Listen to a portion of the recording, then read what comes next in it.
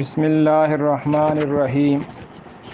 حضرت ابو رزین رضی اللہ عنہ سے روایت ہے کہ رسول خدا صلی اللہ علیہ وسلم نے ارشاد فرمایا، میں تمہیں اس امر کی یعنی دین کی جڑ بتاؤں جس کے ذریعے تم دنیا اور آخرت کی بھلائی حاصل کر سکو۔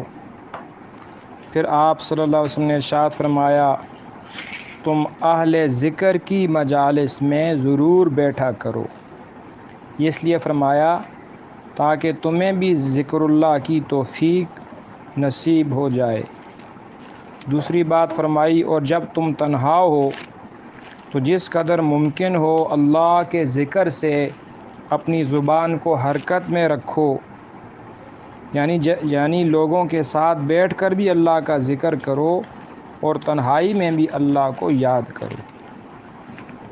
تیسری بات ارشاد فرمائی، نیز اللہ کی رضا کے لیے محبت کرو، یعنی جس سے بھی محبت ہو اللہ کی رضا مقصد ہو۔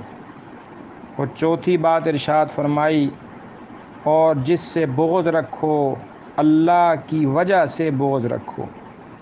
اس کے بعد آپ صلی اللہ علیہ وسلم نے یہ بھی فرمایا، اے ابو رزین، کیا تمہیں معلوم ہے کہ جب کوئی شخص اپنے کسی مسلمان بھائی کی زیارت اور ملاقات کے ارادے سے گھر سے نکلتا ہے تو 70,000 فرشتے اس کے پیچھے پیچھے چلتے ہیں، اور وہ سب فرشتے اس کے لیے دعا اور استغفار کرتے ہیں اور کہتے ہیں، اے ہمارے پروردگار، اس شخص نے محض تیری رضا اور خوشنودی کی خاطر ایک مسلمان بھائی سے ملاقات کی ہے، تو اس کو اپنی رحمت اور مغفرت کے ساتھ منسلک فرما۔ لہٰذا اگر ابو رزین تم ان کاموں کو کر سکتے ہو تو ضرور کرو۔ یہ بیہقی کی روایت ہے۔ اس حدیث مبارکہ میں ہمیں یہ تعلیم دی گئی کہ اہل ذکر کی مجالس میں بیٹھا کریں۔